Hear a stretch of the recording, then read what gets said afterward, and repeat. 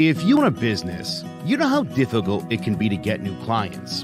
But what if you had your own sales team? B&I Somerset invites you to join us on Thursday, September 23rd to learn about how B&I Somerset provides a positive, supportive, and structured environment for the development and exchange of quality business referrals. Struggling to find more paying clients or want to take your business to the next level? Our group of business owners have passed hundreds of thousands of dollars worth of business to one another. Want to know how we did it? On Thursday, September 23rd at 8 a.m., we're hosting an event on Zoom where we show you exactly how B&I Somerset generated client after client for one another and how you could begin to apply the same simple steps to your business too. The reality is, it's not who you know, it's who knows you. B&I Somerset is incredible for building your personal brand and ensuring you are known. Join Somerset B&I's Visitor Day on Thursday, September 23rd at 8 a.m. via Zoom. All are welcome. For more info, visit bniwne.com/CT-Northern-Somerset-BNI. Businesses thrive by changing when the world changes, and the world is changing. B&I Somerset can make sure you don't get left behind.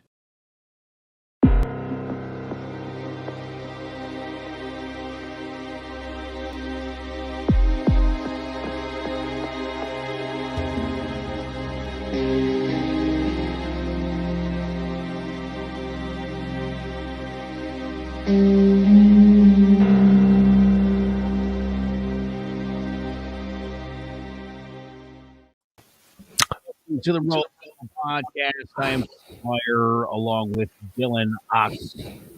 Dylan, things not going so great in the Bronx. Yeah, a bit of an understatement. Riding high, 13 in a row. They've now dropped 12 out of their last 15. They're in danger of losing again. They're down in the middle of the seventh inning, 5-1. To the Minnesota Twins. If this doesn't exemplify everything that's wrong with the Yankees, it's a bullpen day for Minnesota. Mm-hmm. Meanwhile, the Yankees started Louis Gill, who, Dylan, quick video here, he actually had a pretty good fourth inning. Higashioka wants it up the ladder. Well, I think you nailed that sequence, partner. Heel strikes out the side in the fourth. That's rare considering his last outing, he walked every single guy that went up there. He had 8 walks. I don't know if you're aware of this. Even after today's disaster, he's sporting a 2.88 ERA. No, a really good start. The start. Listen, his problem, much like Gleyber Torres, who's still burning in AAA hell, these guys are walking a ton, and they've got high ERAs. You walk a bases loaded, give up a double. Well, trouble. I mean, honestly, I'm at this point. Luis Hill, he's like the last of our concerns, considering that this team is an absolute dumpster fire since winning 13 straight games. I just I can't believe that we were capable of just such a Mets-esque collapse, because this is what this is like. This is like the 2007 Mets, but it's happening to the Yankees. And as cocky Yankee fans as we are, this doesn't happen to us. And normally, at least, it doesn't happen to us. And the fact that this is happening to us right now is definitely a culture shock, but also it's completely unacceptable with this roster and the teams we've been playing. It's not like we've been playing the Dodgers and the Giants and then, flip-flopping that over again. We lost 3 or 4 to the Orioles, lost 2 or 3 to the Angels, couldn't finish out against the Athletics, and then get swept by Toronto, and then get 2 or 3 taken from the Mets, who have nothing to play for. It's just... That Toronto series was historically bad. The Yankees, for the first time since 1924, won an entire 4-game series without ever holding a lead. I honestly, whenever it feels like I'm watching a Yankee game now, I'm like, oh, we have a lead, or if the team has a lead, I'm like, oh, well, there's no way we're coming back. The other problem for me is, why am I on right now while the game is going on? Due to some cable conflict, I got to watch Gamecast to watch the Yankee games. I can't actually watch the game. I have to live through Twitter, and it's ridiculous. Yeah, But that's been me all season. I've been having to use other sources that I won't put out there because I want to keep using them. But I got to see the Field of Dreams game. I watched last night's game on you know on what it is. ESPN. You know what's also great about this season is that it seems like whenever we're on national television, it's just a gut-wrenching loss. It's just an absolute heartbreaker. The problem is the other games in between, the local broadcasts, it's starting to get more frequent as well, which is obviously a huge problem. The Yankees, though, Dylan, did make a bit of a move today, I guess you could call it. Oh, did we? Manager Aaron Boone, what are we, about 100 and... We got 20 games left. 142 games in. Here we go. Just felt like I wanted to move him Genius. over there. Maybe, I think take a little pressure off him. I just felt like today was the day to, give that a look and DJ feeling a little bit better the last, week. Feel like he's ready to move over there. So something that I'm going to explore as we move forward now. 142 games in. The experiment is up. I just can't stand this whole like nonchalant attitude that he has. Like, oh, we're gonna try this, we're gonna try that. What are we trying? There's no time left. There's 20 games left. We're one game out. We've blown it. Like I said to you before the show, Dante, any day now, his son Bo Bichette of the Toronto Blue Jays is the only shortstop with more errors than Gleyber Torres. However, nullified by 30 home runs. Yeah, I would be fine with the amount of errors if Gleyber could actually hit this year, but he can't.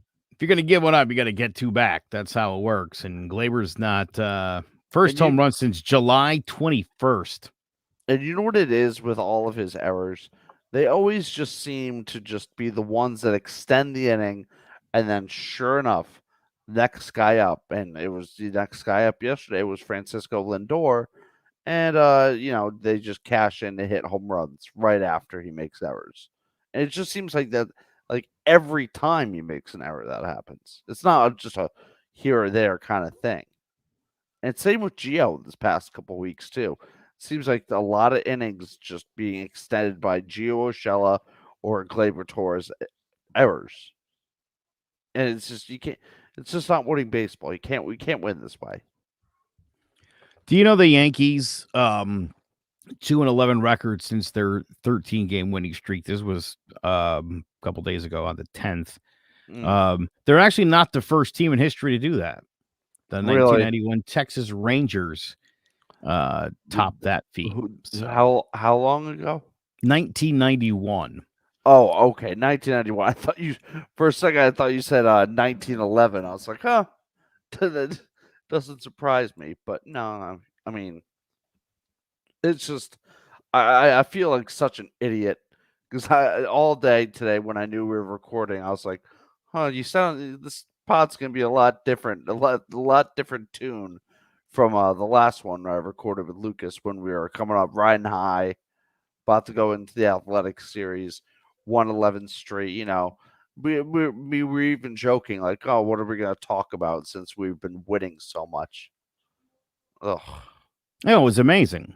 Yeah. By the way, that 1991 Texas Rangers team, Dylan, just to put it into perspective, because I'm sure you have no idea who they are. They featured Ivan Rodriguez, Rafael Palmeiro, Julio Franco, Steve Bichelle, Ruben Sierra, Juan Gonzalez, Dean Palmer, Mike Stanley, who eventually became a New York Yankee.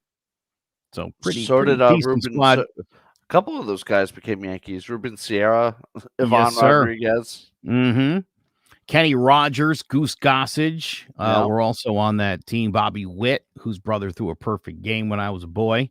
and Oil Can Boyd, Oh, that's a former great Red Sox. baseball Oh, name. and Kevin Brown pitched for that team as well for Texas. Oh, and Jeff well. Russell. Oh, a lot of guys who did eventually make their way to the New York Yankees. That's hilarious. Yeah, well, I'm assuming that team also didn't have World Series expectations at the beginning of the season, like this The one. 91 Rangers were pretty solid. They were. I don't know if Oh, anybody, I don't think they were the favorites, but they definitely, it was a pretty good lineup. Well, it's okay. It's okay to be solid, but that's not going to cut it for the Yankees. No, it's This- not. But listen, this here's team was supposed to be the team. yeah. The whole. By the way, let me tell you this team's. Let me give you the 91 Rangers. Talk about expectations. Their ace was Kevin Brown. Oh boy. Their number 2 starter was Nolan Ryan. Jose Guzman, who you probably don't remember, he was pretty good. He actually led that staff 13-7. Bobby Witt, Oil Can Boyd. The bullpen had Goose Gossage, Mike Jeffcoat, Kenny Rogers, and Jeff Russell. That's a pretty good team right there. Oh, and Calvin Schiraldi made a few appearances for that team as well, former New York Met. Yeah, that's a pretty good team. And listen, to win 13 games in a row, you got to be good. Yeah, you can't get lucky 13 games in a row. It doesn't happen. You got to be good. The problem is to then go 2-11, you have to be terribly inconsistent. And just based on Ruben Sierra being on that team, his big problem was, and the Yankees would find that out his first time as a Yankee, he would be jettisoned to Oakland, make his way back in time for, which team was he on? 99 or 2000, whichever team Ruben Sierra. Like he was on the 2000. I remember him more. Definitely his second go around. Well, his first go around, he played like he had always played when he was in both Texas and Oakland, and that was very arrogant, very conceited, more concerned about his numbers than winning. And that didn't fit the Yankee philosophy, and they sent him away. And after going out and losing a whole bunch, he realized, I like that. As a matter of fact, I believe he's the guy, he was quoted as saying, all the Yankees care about is winning. Well, yeah. What else is there? But he learned his lesson afterwards, and Joe Torre actually grew to really like him. You learn as you get older. This team, dude, it's hard to explain this team because, I mean, look at, I think the perfect example, the thing that epitomizes this team is DJ LeMahieu, who's having an all right year, not by his standards, not in the batting average department, certainly not with the power. Not compared to having a good glove, but yeah, I mean, you wouldn't point to him and be like, he's the problem. I think he's a big part of the problem. You look at the on-base percentage the last couple of years, the way he hit with runners in scoring position, where's that? You're not getting that anymore. Yeah. Not setting the table. He's definitely not, he's not setting the table, but, for me, it's hard to kill him. Because, I mean, it's hard. It's hard. Yeah, but who do you want to kill? You want to kill Chad Green? Chad Green's got the most losses of any reliever in baseball. He's given up the most home runs. I could kill him all day. I feel terrible for that guy. That guy is in a tough spot. That guy pitches like every single day. There's no Chapman. There's no Britton. There's no Johnny Lasagna. There's nobody back there but him. He's coming in and he's pitching a lot. He's pitching depth. Any high leverage situation right now, it goes to him. And when it doesn't, it seems to go to Albert Abreu. That's not good. Or Andrew Heaney. That's got to stop. There's got to be some arms down on the farm. Somebody somewhere. My goodness.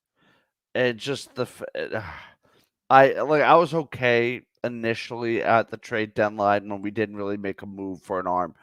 But I was saying before the trade deadline, I'm not all that comfortable with the depth in this bullpen.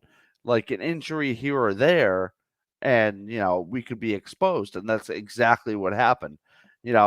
Zach Britton going down for the rest of the season. Not that he was, really giving us all that much, but we could have expected him to get ramped up and maybe add some depth to this bullpen. But after Britton went down, Chapman's been obviously struggling ever since Spider Attack went away. And honestly, Jonathan Loaizaga has been the only consistent bullpen arm they've had. And of course, just right when the Yankees are hitting this slide, he goes on the 10-day IL. And the only guy in there is that you would think you could rely on is Chad Green, but he just has not been reliable because I don't know if that's because of overuse or maybe his fastball is not there at the moment. But it just seems like every time he's going out there now, he's just getting touched up for bomb after bomb after bomb. And I can't stand when Boone throws Andrew Haney out there. Are we trying to win the game? Like, are we trying to win baseball games? Because when you throw him out there, what you're telling me as a fan, at least, is that you know what, this game doesn't matter because he's an automatic. Just let up a couple home runs, like game's over. Andrew Haney said, and it's trying. The fact that he hasn't been DFA'd is beyond me. Yeah, well, that was Cash's big pitching move at the break. So what are you gonna do? My God, yeah, there you go. He's Cash is holding on. Does himself no favors. Yeah, this is one of these Cashman pride moves where he's like, I'm gonna show everyone else, this Andrew Haney guy, he sucked on the Angels, but we're gonna turn him around here on the Yankees. He's been nothing but god awful. Nothing 28, but god awful. 28 and 36 against East. Flip it, and they're in first place. I mean, it's as simple as that. This team just has not been able to win against their own division. They've had a ton of games recently, as you mentioned, with Toronto and Baltimore, the Red Sox. I mean, they've had plenty of opportunities and have done themselves zero favors. None. It's inexplicable. You know what it is that's so frustrating? Well, it's a big thing that's frustrating about this team is that outside the division, and we've been saying it for a couple of weeks now, we've been kicking in everyone else's teeth. The White Sox, than 20-8 against the Central. Yeah, I mean, we're kicking the crap out of all of the other teams that are good. But then when it comes to, playing the Orioles, the Rays are 18-1 against the Orioles. I'm not saying we need to be 18-1 against the Orioles, but the fact that we're like 6-9 or 7-9 against the Orioles and we just dropped 2 or 3 in crunch time is just unacceptable. Everyone else in this division can beat up on the Orioles except the Yankees. And by the way, Glaber back at second base today. The Yanks down 5-2, top of the 8th with 2 outs. He's 0 for 3 at second base. So I don't know that that's done anything. Yeah, to ease the pressure, as Booney was suggesting. Doesn't seem like it's working. Just everything Boone says right now, I'm just rolling my eyes at it because he's just. And I know we were saying before the pod that this team does show fight sometimes, but sometimes this team just really. And Giancarlo made this comment last night with Wandy Peralta whistling. He was saying that Wandy was doing it because the team was flat. Well, what the hell? Why is this team flat when it's September? We're in a wild card race and we're losing a game against the Mets in a rubber match. Why is this team flat? Why does Aaron Boone have this team up and ready to go and to play? It's just the fact that, it's just obvious. I'll say this: the managers, Giancarlo Stanton is capable of carrying this team on his back. And last night he knocked me out of the postseason in my fantasy league. I had Brad Hand. Big mistake. I also chose not to start Francisco Lindor. Oh. My God. Into deep left center field, and this game is tied. Santa Maria. I love this. And look at Stanton. Garrett Cole barking, yeah. Oh, he got some chippiness. Yeah, I mean, this is all I have to live for right now is Giancarlo home runs. It's just whenever I see, and he's been hitting a bunch of them recently. Credit to Giancarlo. just whenever I see on the box score or whenever I watch him hit a home run, they're all just bombs, and it's like the only thing that makes me happy right now, to be perfectly honest. I thought there was no way the Yankees were going to lose last night after that happened. Oh, silly you. Yeah. You should have known better. I mean, maybe any other season. Maybe any other season, I would say you're right. We shouldn't lose that game. But, I mean, it's been our MO. This is a all year. crazy thought then. Let me ask you this. Do you think that the Yankees should kind of blow it up?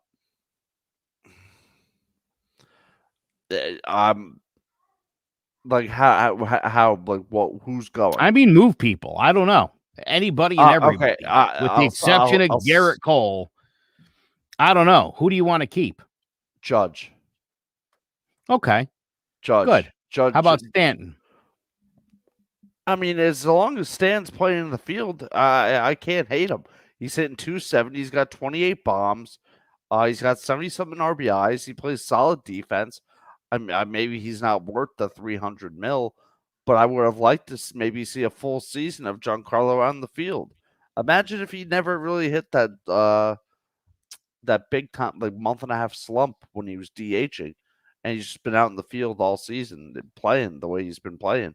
I mean, he could have hit 40 home runs this year. But when you come to blowing it up, I'm very open to moving Glaber. Like, by moving him, I mean off the team, not the second base. I'm cool with him being off the team.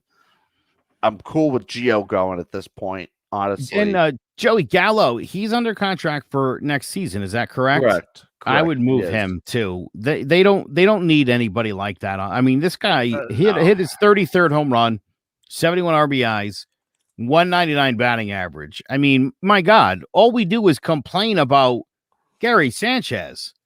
Oh, why would you go get a left-handed version of him? I don't understand that at all.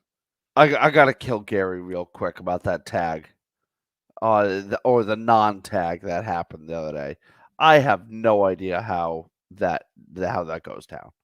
That's inexcusable on Gary Sanchez's part, and like that just comes down to a lack of hustle. That play specifically, I've never seen. Like, I've seen freeze frames. It's just incredible that he missed that tag on I think it was on Pilar at home plate. But I just had to kill him real quick. No, I'm cool with Gary coming back. Gallo, I like his defense, and I like that he's a lefty, but the batting averages and the strikeouts are brutal. I think we need to re-sign Rizzo. But yeah, I'm good with Gio going. I'm good with Glaber going. I'm cool with Voit going as well, And then honestly, Kluber I know Kluber was a 1-year deal. I have no interest in re-signing him. And Tyone, maybe, but it's just the beginning of Tyone was so bad, and now we're seeing him run out of gas because he's just hasn't been this stretched out in a while. I'd like to see him come back. But, yeah, I'm cool with blowing it up the most of the team up, to be perfectly honest. You have to keep LeMahieu because he can't go anywhere. Yeah, he's under cut. Yeah. Judge and Stanton. And really, I mean, I think outside of that, I don't know. I don't know who you need to keep. Aaron Hicks can go. I don't know how much I'm even interested in Gary Sanchez. Whether this team just maybe cuts him loose after this year or Gary's I'm 50-50 on Gary. Like, if he stays, I'm happy. If he goes, I'm not gonna, be broken up about it. Because I'll tell you what, I think what he did this year or has done so far this year, I think this is about as good as it's gonna get going forward. Like a 208 average, 21 homers, maybe finishes with 25-ish. The thing is, I'd rather have him than a lot of other catchers in the league Because there's Yeah, but only again, see, this is too much like Glaber with me, where it's one thing when you're hitting 270 with 35 homers. It's another thing when you're hitting 208 with 21 homers. That's a big difference. And to me, that's the problem with this guy is the inconsistency is it's too much of a problem. It really is. He's, I think, a less of a problem than Gleyber Torres is at shortstop in the problem. Because at this point, we've been kind of just, I wouldn't say putting off the Gleyber issue because we've been beginning of the season when he was not doing so well. There's other people that weren't doing as well. And we were kind of putting the blame more so though on him. But all those people that were struggling, they've picked it up or had some at one point picked it up in the season. Gleyber hasn't done it at all. He's been cold. He sucked all year and sucked last year too, to be perfectly honest. And what we saw in 2019, 2018, we haven't seen a glimpse of that at all. So, let me point something out, and let me caution you that this isn't just a Glaber thing. I mean, in 2018 and 2017 and 2018, no, 2018, 2019, I mean, everybody was hitting the ball out of the park, and all the pitchers were complaining about it. And they didn't do that last year, and they didn't use them this year. And look at the Minnesota Twins. Oh, well, yeah, the bomb squad. I mean, this team, they're not hitting bombs like they were. Not last year. Not like last year. Yeah, and I'll tell you, this is my problem with Major League Baseball is, you allowed teams to assemble their rosters the past couple of years thinking that we're playing a game a certain way. Oh, yeah. And then kind of pull the carpet out from under people. Like, no, we're going to go back to the old ball that it would never admit to in the first place until they went back to it. Mm-hmm. It was the same baseball till they went back to the original baseball, which is interesting. And then they dropped the ball in the spider tack thing. I was just going to bring that up. There you go again. Mid-season, let's screw with people. I don't understand that. That's not good. That's not a good look for the game. No, and again, it's unfair to the teams that built around the idea of hitting home runs. Oh, yeah, exactly. And I mean, I have to admit, I don't want to complain. I'm not trying to make excuses, Dylan. Don't get me wrong here, but I feel like that's unfair to allow teams to build and then to pull the carpet out from under them. No, yeah, it's like a teacher being like, "All right, this is what's going to be on the test," and then being like, "Oh yeah, all that stuff I told you, it's worthless. Here's a new test." Yeah, that. Yeah, it's pretty much exactly what it is. And I thought it was very obvious that the spider attack affected the Yankees specifically when the rule came down because Garrett Cole he didn't admit it, but we all knew that he was using that stuff. And his first couple starts after the ruling came down were iffy, and we were both, I think, a little worried that did we really just pay this guy $300 million off of just all this BS? Was he just good because of the spider attack? Turns out he's just actually that good of a pitcher. Is very good. Yeah, I was extremely worried. I really was because I was always very suspicious of him pre-Yankees, and then decided, I was just good with it, and then I got worried there. But yeah, you're right. He is an exceptionally good pitcher, and thank goodness for him because I think it's probably there's a good chance it comes down to him whether or not the Yankees get into the postseason. Oh, and that's one reason why I'm semi-confident that if we get into a wild card game, that we're going to win that wild card game. And then I'm going to be bought into just all this hoopla of just the playoffs and just it's going to – this team, I just honestly, on my entire life, I've just never had to deal with such a frustrating New York Yankees team. We've definitely dealt with like worse seasons record wise, roster wise. But like 2015, 2014, we kind of knew at the beginning of the season, like a lot of this team is a bunch of veterans who kind of suck, but we kind of got trapped into these contracts. So we're going to just have to kind of ride it out with these guys. And we got the most out of them. But now that ship has sailed and we've had signed guys. Our core, quote unquote, is now all in their prime, and like this is the time where they'd be striking when the iron's hot. And it just doesn't seem like that this team is capable of getting this team specifically is definitely not capable of going over the edge, in my personal opinion. Not the way this bullpen's looking right now, at least. Well, the bullpen's in shambles. Oh, It's in shambles, and it's a tough spot to be in. And again, my heart bleeds for Chad Green because that guy's just laying it all out there, Tanya and Sturt style. What else? What else can he do? He's got to be exhausted. Oh, and this whole 20 games in 20 days thing is definitely not helping the bullpen at all. And the fact that the bullpen has to go out there and pitch, like 6-7 innings every single game because our starters can't pitch either is definitely not helping either. It's just. By the way, kudos to Louis Gill for powering through 6 innings today on a day where, man, they really needed it, and he did. He got sharper as the game went on, which he could have packed it in. It's funny talking about how bad this Yankee team is. I remember at points when this team was hitting at a historically pathetic level. I remember seeing multiple, like it hadn't been this bad since the 1991 Yankees, and that's really the Yankees in 91, 92 were awful.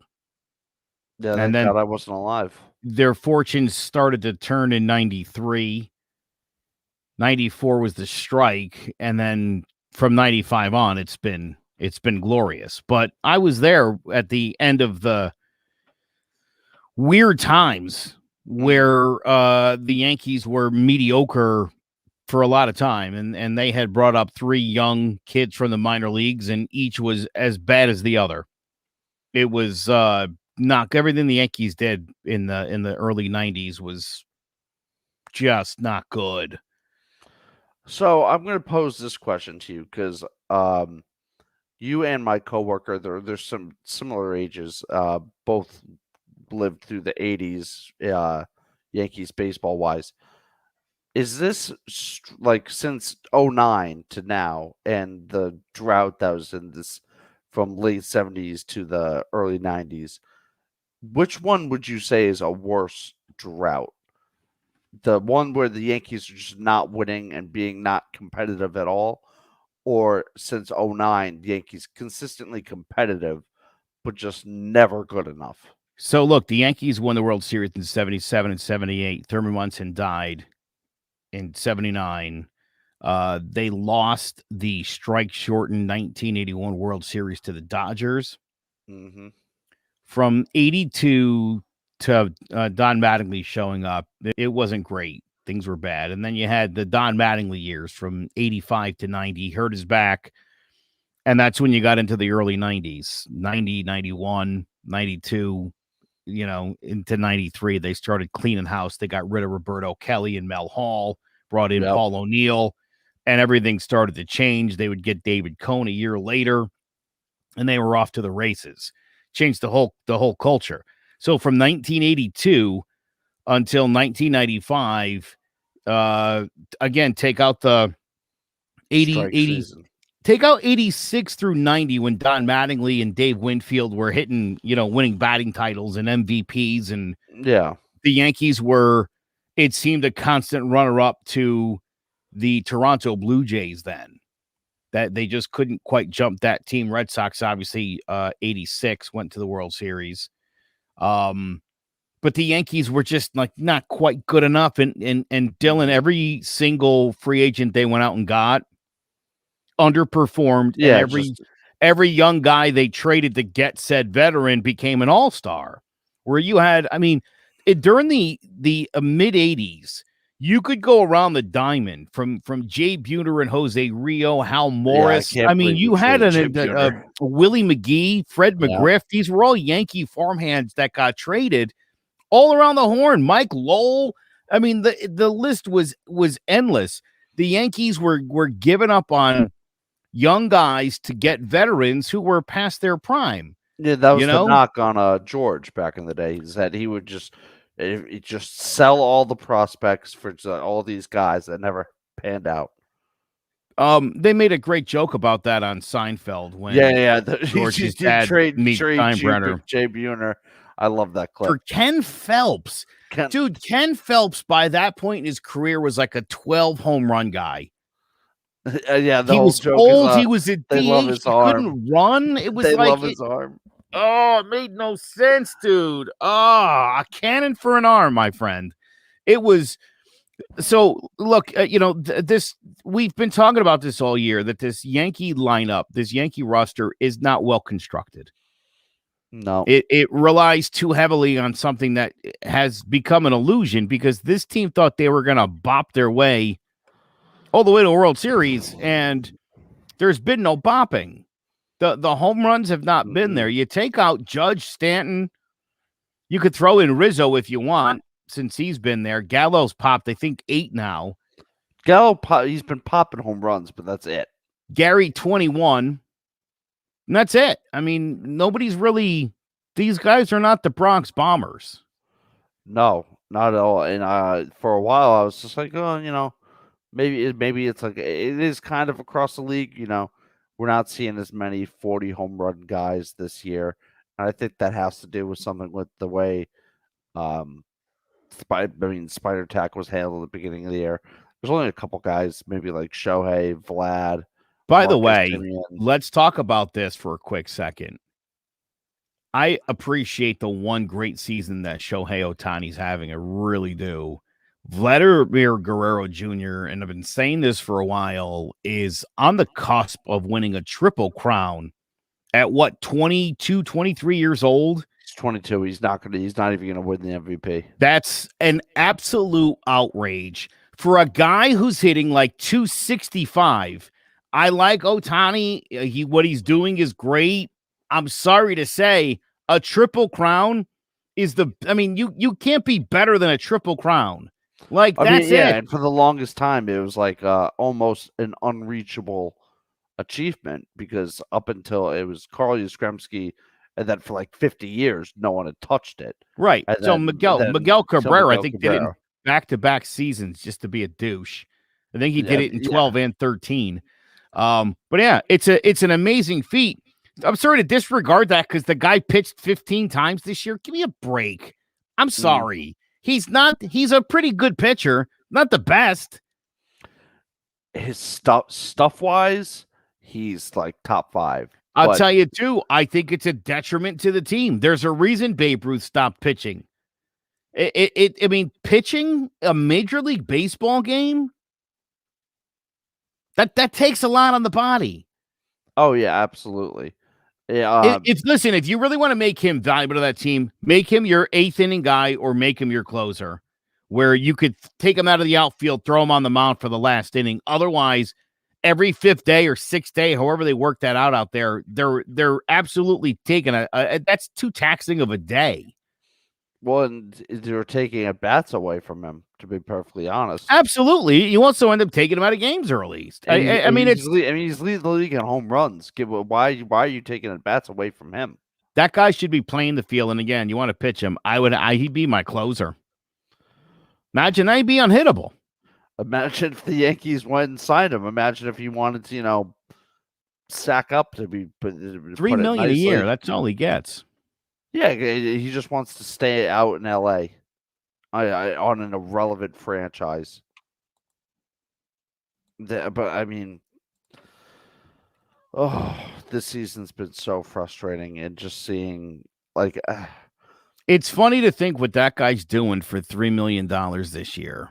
And we're paying, well, I'm not going to get on Giancarlo because Giancarlo's actually been good this year. But, we're paying Luis Severino $10 million. The past, we've paid him $30 million the past 3 years to not pitch.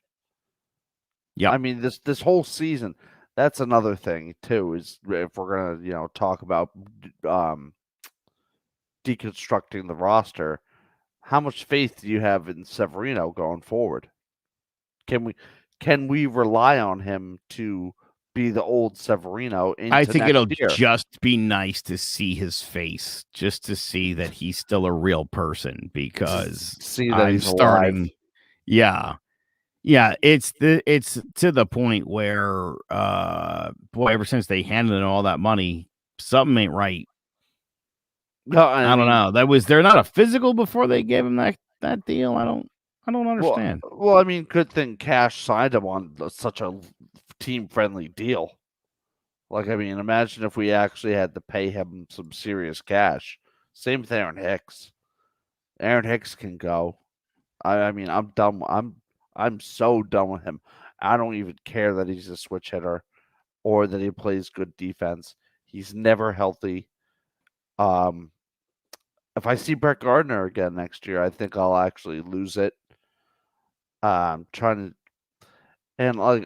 I think this was a big mistake this year too. In hindsight, I think signing Corey Kluber was a mistake, and I think we should have re-signed Masahiro Tanaka. I agree. $3 million is what Shohei Ohtani makes this year, and what an amazing value you're getting for him. Would you agree? That's amazing value until I tell you that Vladimir Guerrero Jr. makes $605,400. They're gonna have to. Someone is gonna have to saddle up and pay him in the near future. I mean, is that insane? Again, I love Giancarlo Stanton. He's having a great year, but hold that up to this kid making $605K. Not even close. One thing I'm not going to tolerate. I know. I keep wanting to just jump to the off season because I just want the pain to be over. To be perfectly honest, this season's been nothing but pain. Oh yeah, I mean, I would be stunned if Aaron Boone isn't fired as soon as this season's over. I just think they don't want to do it in season because of what that would look like, and you don't want to come across as being your lunatic of a father, and doing something with 20 games to go. Because if it blows up in your face, you look like a bigger dummy. I would think it would. I'm telling you, dude, I'd be on the phone with Joe Torre and be like, Joe, give me 20 games and the postseason. You win a ring. I'll fire Cashman. You could run the team. You could be the GM. I'm calling a Buck. I'm calling because I know Buck's all he's just doing is breaking down Yankees games on Yes Network. That's weird that he's just hanging around there, isn't it? Oh, I mean, if I was Aaron Boone, I'd feel weird about that. Yeah, it's like the Mets always just having a Wally Backman around. Yeah, the Mets just you never know. They just always have a break, the break glass if you need it, like the in case of emergency. Hilarious. It's like they have a Wally Backman somewhere, just somewhere in Citi Field. Break the Wally Backman glass. All right, we are gonna wrap things up here in just a minute. Before we do, we'll take a look at the upcoming schedule, see what kind of chance this team has. Let's take a quick break. It's been a pretty wet summer in Connecticut, and that means more mosquitoes than ever. If you didn't have your home service for mosquito control and find you're spending most of your time outside swatting those little pests, you are in luck. Mosquito Shield of Central Connecticut provides the best value in mosquito control services because of how they treat your yard using the Mosquito Shield tailored treatment system. They don't use a fixed schedule or an identical product, one-size-fits-all service program because you can't control mosquitoes on a set number of sprays or visits. Unlike the competition, Mosquito Shield of Central Connecticut will service you for the season, whatever it takes to provide superior results. This promise has awarded them an industry-leading consumer retention rating of 90%. Visit MosquitoShieldCT.com to schedule an appointment with Wade DeCesare and enjoy the rest of your summer mosquito-free. Well, something crazy is going on right now. The Yankees winning a game? The Yankees have come back in this ball game. They have tied it at 5 apiece. Oh, hot damn. You're right. How crazy is that? Every time you want to count this team out, this is what I'm talking about. Judge with a 3-run homer. They're showing fight. And, it's...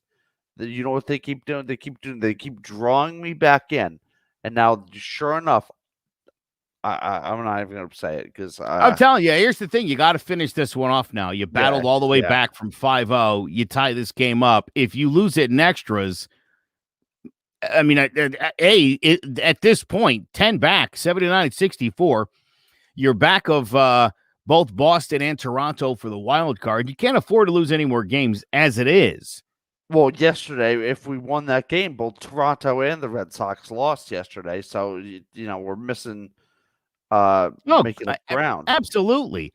Andrew Heaney, by the way, inning and 2/3 scoreless, gave up 1 hit, a walk, and had 2 strikeouts. So, oh wow, we actually put him in today. Yeah, and guess who's currently in, and it looks like he's going to be closing it in the bottom of the top of the ninth. El Chad. Albert Abreu. Oh, I know. See, where's Stephen Riding? You know that guy we sent down to AAA. He was the flamethrower that came up with Luis Gil. Yeah. I mean, where's he? Why can't he just be out there? He's got electric stuff. It took Aaron put 140 games to realize Glaber couldn't play shortstop. So there you go. Well, I mean, the other thing is, I saw this. Someone brought this up. I think Katie Sharp brought this up. Adam Warren has been in the minors all season, and he's got like a 2-something ERA. And she asked Boone, she's like, "Well, why isn't Adam Warren up?" And he's like, "Oh, we haven't really found a right role for him." What do you mean? What do you mean a right role? Throw him out there, dude. I'm telling you. And look, not for nothing. Look, you look at how Louis Gil's pitched. You don't think if you brought Davy Garcia up and he was pitching at the bigs, I mean, we know he's got the talent and the skill. So worse that's going to happen. He's going to get bombed. Everybody else has been doing it. You know what I'm telling you? Everybody else brings their guys up and lets them play. Not the Yankees. No, we coddle them. Right. You'd rather run Anaheim's garbage out there, Heaney, than I don't get it. I don't get it at all. No, you know what I've also heard about Davy Garcia real quick? And I think this someone was saying this is like the reason why he's been so crappy in the minor leagues is that they messed with his pitching rotate, like his windup. That sounds about right. And that because like his new windup, it was so much. If you watched his old windup, like when he was pitching last year, and he did like side by sides with him and Pedro, because Pedro was his mentor. Oh, right. Yeah, his windup was almost exactly like Pedro's, which I loved. I love that because Pedro's just one of my favorite pitchers of all time. And then I saw him just because after I heard about this that they changed it, I wanted to go look at some of his minor league stuff. They definitely changed it, and I don't like it at all. So, real quick, just get Debbie back on what he was doing before. Had to get that out there. Dude, that Aaron Judge blasted in the right field 3-run homer. That was beautiful. I love Judge. I mean, yeah, it's just this guy this past month or this season just has cemented that we got to lock him down. Yeah. Well, I mean, I've been on board with that the entire time. Yeah. Anybody people complain. I know he's hurt, but it's baseball. Mookie Betts gets hurt. Mike Trout gets hurt. Same production. Yeah. Same guy. It's a difference. And some of his injuries weren't even. One of his injuries was not his fault. He got hit by a baseball. You can't control that.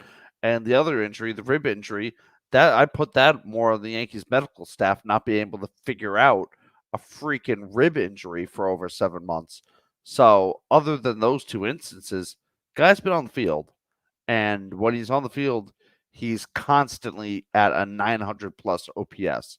So you lock that guy out. Yeah. That's just, an honest opinion. All right, let's take a look. After the hopefully Yankees can pull this one out. They've got 3 games in Baltimore, Tuesday, Wednesday, and Thursday with Cole, Cortez, and Montgomery. Friday, they are going to be entertaining the Cleveland Indians. Corey Kluber on the hill for that one. And then Saturday and Sunday. No starter yet named for Saturday against Plesac. Cole versus Savali on Sunday. So, look, the Yankees have, after today, 6 pretty winnable ball games. Then it's Texas, Boston, Toronto, 3 each, and Tampa, 3 each to close it out. I don't know. I mean, it looks like you got 9 easy games coming up. Got to go at least 7-2 in those games, at least.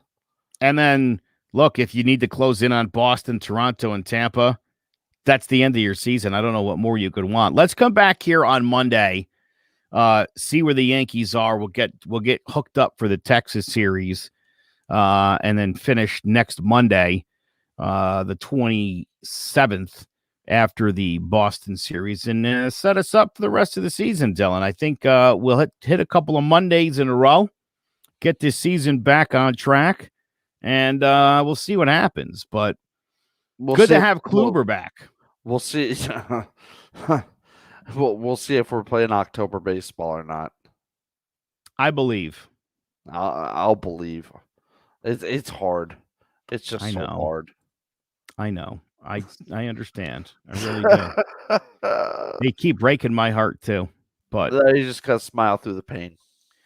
Again, if you lived through the 90s, you could live through anything. It's as simple as that. Anyway, they are in the top of the 9th, 5-5. Hopefully, Yanks can pull this one out. Things have not been going well of late. Make sure you check us out on Facebook, The Roll Call Podcast, also on Twitter at The Roll Call Show. Give us a follow there. Check us out on Instagram at The Roll Call Podcast or at clovercrestmedia.com/The Roll Call Podcast. For Dylan Oxton, I am Joe Aguirre. We will catch you next time on The Roll Call Podcast.